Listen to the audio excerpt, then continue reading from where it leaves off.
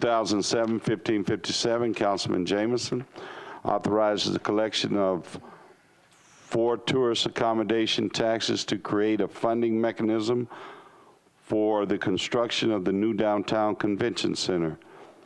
Councilman Jameson. Thank you, Mr. Vice Mayor. Committee reports. Budget and Finance, Councilman Ryman. Budget and Finance Committee approved as amended, 6 for, 0 against. Convention and Tourism, Councilman Tiger. Thank you, Mr. Chair. The Convention and Tourism Committee approved as amended on amendment number 2 only, 4 and 0, took no action on amendment number 1. Thank you. Councilman James. Thank you, Mr. Vice Mayor. There is an amendment that corrects the references to state law subsections, and I will defer to Mr. Cooper to explain. That pretty well explains it. It just cleans it up. Since it's going in our code, it did not need to refer to those state law subsections. Mr. Vice Mayor, I would move the amendment. Thank you. We have a motion on the amendment. It's been seconded. Any discussion? Raise your hands if you want to talk on the amendment. Mayor, move as amended. We have a motion as amended. It's been seconded.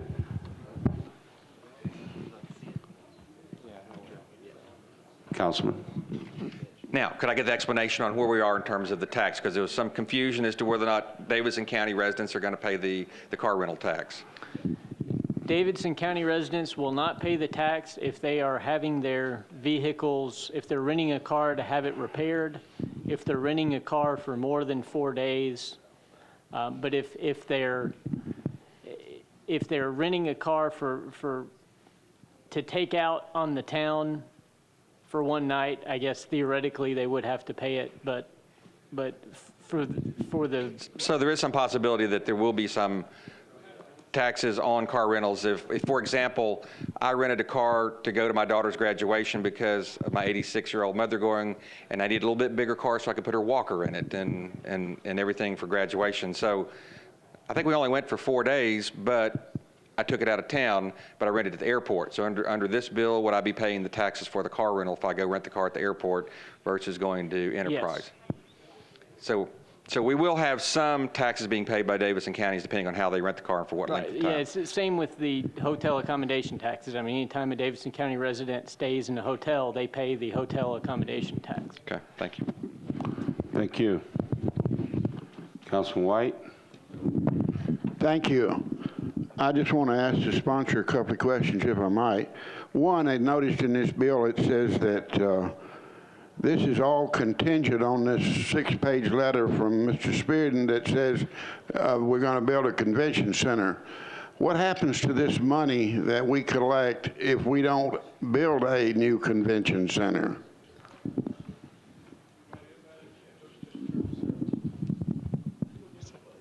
Councilman. Thank you, Councilman White.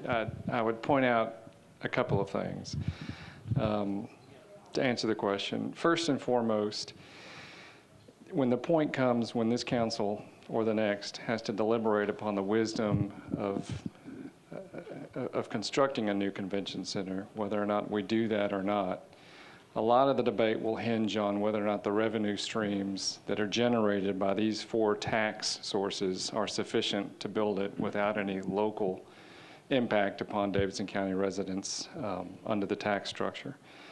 And if we defer this measure until that point, then we don't have any basis for determining what those revenue streams are. If we pass this now and sort of turn on the spigot now, for lack of a better phrase, we'll know specifically what the funds are at the time that the next council has to decide whether or not this is the right thing to do. The second thing that the funds will enable us to do in the event that the next council approves a convention center downtown is that once the approval is granted, there are immediate expenses. There's site preparation, there are core samples, architectural renderings, and all the other things that go into the development of a convention center. And those funds will be necessary up front immediately. Now, the specific question is, with respect to the funds that have been raised, if a convention center is disapproved by the next council, the 12th council, what becomes of those funds? The analysis states that they can only be dedicated to the convention center. I think there's some confusion as to whether or not they can be dedicated only to the convention center or other tourism-related activities. I don't think the funds would simply sit in a reserve fund indefinitely. But two concerned about is the motel tax increase, because when you're having a wedding, when you're having a reception and you're utilizing the facilities of a hotel, and many Nashvillians over and over again utilize hotel services, and the tax would be imposed upon them because they're going to, not only will they be utilizing the room or the ballroom, they'll also be utilizing the food service that is there if they're having a major function. So in essence, really anyone who utilizes the hotels for any function would be subject to that.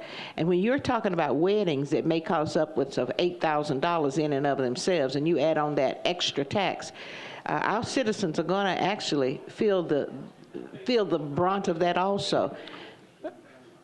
I'm not sure about use of ballroom facilities. I don't know that you pay the. If you have a food function, and the reason I'm saying this too is because when you have a ballroom, and generally if you have a wedding, you're going to book so many rooms of relatives that are going to come in. Right, for the occupancy. And all of those are going to be also included with, in some instances, the person who's actually footing the bill for the weddings. And I don't have to worry about it because I don't have any more children that are going to be getting married, but I'm just thinking about those who are out there who might, and those are the concerns there. In addition, I'm concerned also still with the car rentals, because just as was stated by one example here, sometimes you have to rent a car.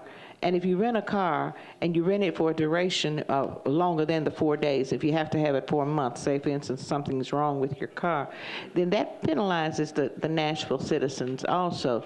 So I guess when you're looking at taxes, and I know Ben Franklin said a long time ago, death and taxes, we'll never get rid of them. But when you're looking at taxes in this instance, these revenue streams that we're creating now, they don't seem to be what I would hope that they would have been in terms of actually paying for something that is more of a private entity in terms of what we're doing, attracting more people to come to Nashville. And that's what we really need to do, is to attract them to come to Nashville. But I don't think Nashvillians should have to pay for it. And so that is my concern relative to this. And I know there's a minute left, and I'm not going to take it.